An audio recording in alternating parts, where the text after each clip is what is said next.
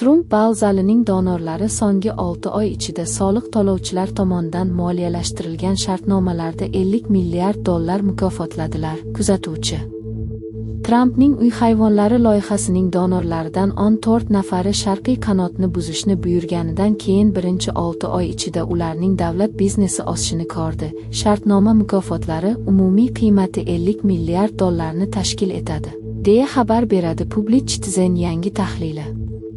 Nodavlat notijorat tashkilotiga ko'ra, tegishli vaqt oralig'ida yangi biznesning eng yirik individual oluvchisi mudofaa giganti Lockheed Martin bo'lib, u kuzdan beri yangi yoki rivojlangan davlat biznesidan taxminan $43.8 milliard olgan.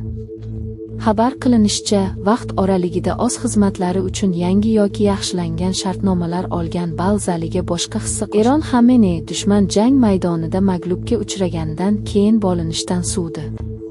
Xamenei ushbu tahdidlarga qarshi milliy birlikka chaqirdi va jamoatchilik orasida pessimizm yoki umidsizlikni keltirib chiqaradigan har qanday harakat dushmanga yordam berish bilan teng ekanligini aytdi.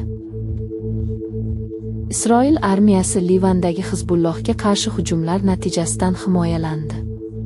Isroil harbiylari Livan janubidagi Tir va Sidon o'rtasidagi qirg'oq yo'lida joylashgan Sarafand shahri aholisini Eron tomonidan qo'llab-quvvatlanadigan Hizbullohga qarshi kutilayotgan hujumlar oldidan juma kuni zudlik bilan evakuatsiya qilishlari haqida ogohlantirdi.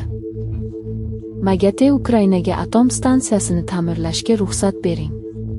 Yevropadagi eng yirik atom elektr stansiyasi bo'lgan Zaporijye stansiyasining xavfsizligi va xavfsizligi Rossiyaning Ukrainaga qarshi urushi paytida 4 yildan ortiq davom etayotgan asosiy tashvish bo'ldi.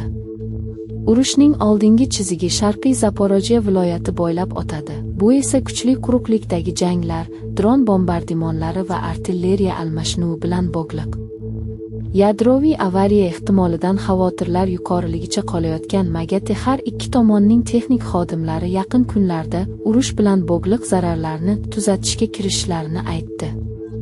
Bu 2022-yilda urush boshlanganidan beri MAGATE bosh direktori Rafael Gross tomonidan muzokaralar olib borilgan 6-vaqtinchalik sulh bo'ldi.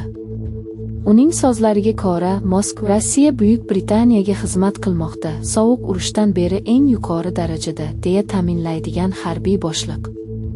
Britaniya 10 yilliklar ichida o'zining eng xavfli davriga duch kelayotganini ta'kidlagan Ser Richard Knighton, mamlakat Ukrainadagi kabi uzoqroq mojarolarga tayyorlanishi kerakligini aytdi.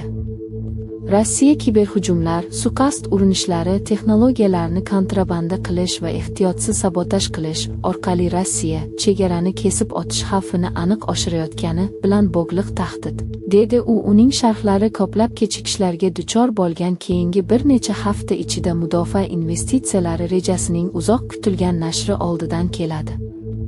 Ammo mudofaa vaziri Jon Hillning aytishicha, u iyul oyi boshida NATO sammitigacha e'lon qilinishi mumkin. Ser Richard juma kuni BBC Radio 4 ning